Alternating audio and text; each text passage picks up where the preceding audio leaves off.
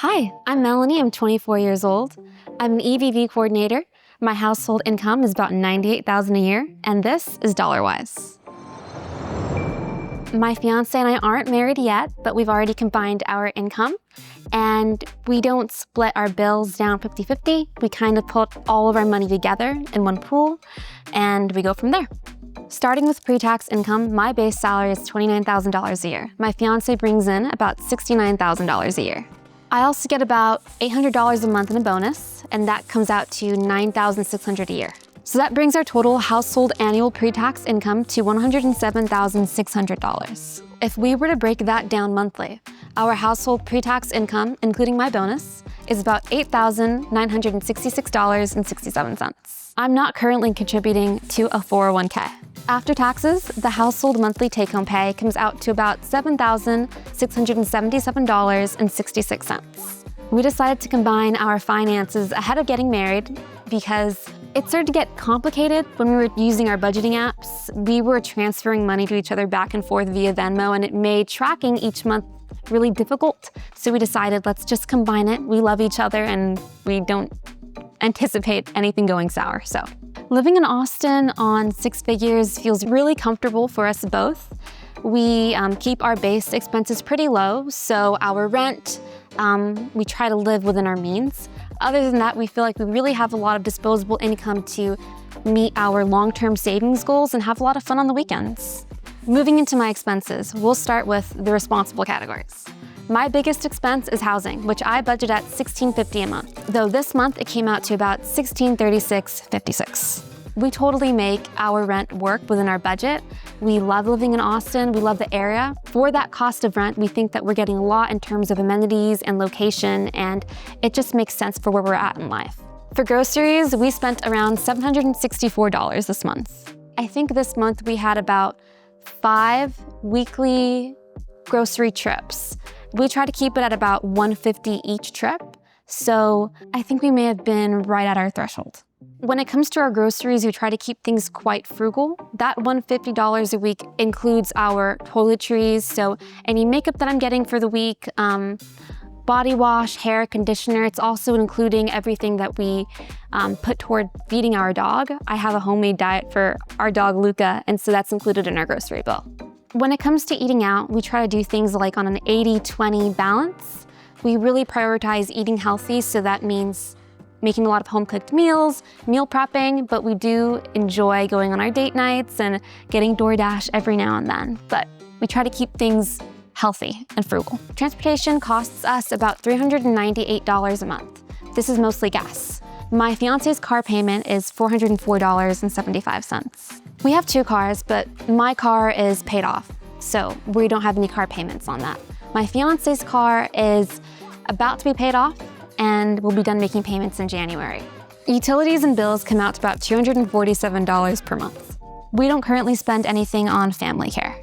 My fiance and I are still in our 20s, and we're planning for our wedding right now, but we do see ourselves having kids somewhere in the next 5 years, so when the time comes, we want to make sure that we are in the best financial position. My fiance and I don't have any credit cards.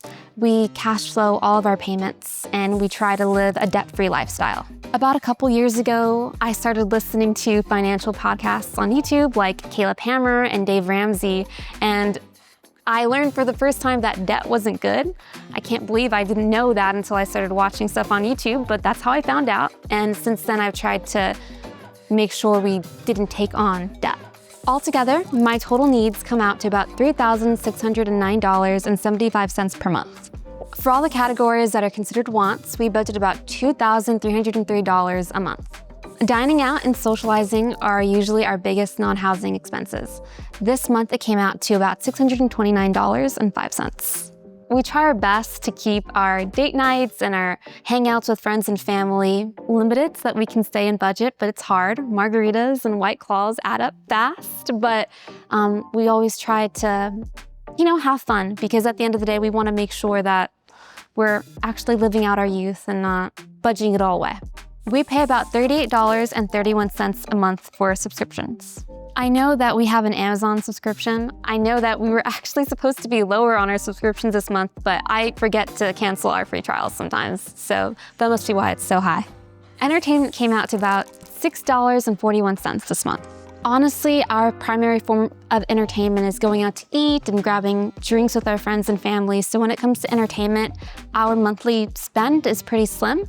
We watch a lot of YouTube and we don't have a lot of subscriptions to TV shows or movies. We didn't spend anything on health and wellness this month. One of the great perks about where we live is that we have a great gym. So my fiance and I, we get to use that all the time and we're really active. We also do a lot of training at home. We have some weights in our apartment and we make use of that. So shopping came out to around $200. Usually when it comes to shopping, I'm really frugal. I like to buy a lot of things secondhand or catch really good deals on clearance. But I decided last month to allocate some money to treat myself and get things brand new. So we set aside $200 last month for that. I got some nice dresses and shoes and really treated myself, so. For other expenses, I spent around $179.67 this month. So in that other category this month, that included some stamps and printing out envelopes and invitations for our wedding. So we mailed out some save the dates. In total, I spent about $1,063.15 for my wants. For savings, I aim to put away about $1,535 per month. This month, I actually put away $2,396. In terms of financial goals, my fiance and I are focused on staying frugal, saving consistently, and paying it for our wedding without taking on any new debt. Right now, we have an emergency fund that's sitting at around $9,451.01. plus a separate wedding fund at about $11,051. We started saving for our emergency fund a long time ago. We've been together for 4 years and we've just been putting money into that account consistently since we met. Right now, our emergency fund is set at about 3.5 months of living expenses set aside, which we're comfortable with. We're projected to save about $43,000 for the wedding by the time everything's all said and done, but fortunately, it looks like we're gonna be way under budget, which is awesome, but we're not putting the brakes on the saving. Our plan is that after we say I do, we're gonna set aside any extra money that we had and put that to either our emergency fund, to saving for a house, or for our retirement. I'm not currently contributing to a 401k, so that balance is at $0. This month, we spent about $4,672.90 in total, even though we brought home $7,677.66. So if we were to compare our month's spending to a typical 50-30-20 budget of our take-home pay, we were about $3,004.76 under budget. It makes me feel really happy that we're hitting these goals. It comes down to a lot of communication between my fiance and I, and being on the same page as far as our spending. You know, every week we have a sit-down talks about where our money is going. We even have a calendar. So if we have an event coming up, we put that in our budget. So it's just great to see how that turns out. I met my fiance when I was 20 years old. And since then, I've taken a really big interest in personal finance and budgeting. And it's something that we've both embarked on together. I think that sticking to your monthly budget is super important. I think that no matter how much money you make, $50,000, $200,000, you should have a budget and you should stick to it.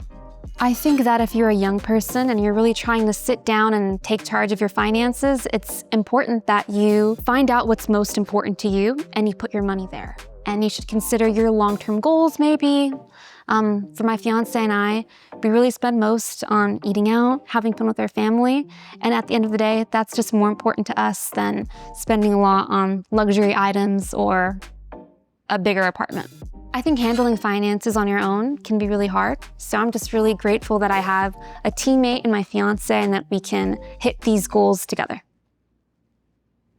Thanks for watching DollarWise. My team and I are constantly adding new features to help you get your finances together. Now, every DollarWise member gets access to our private Discord community. Just sign up using the link below, log into the app, and connect your Discord account. That's it, you're in. Check it out in the description and pinned comment below.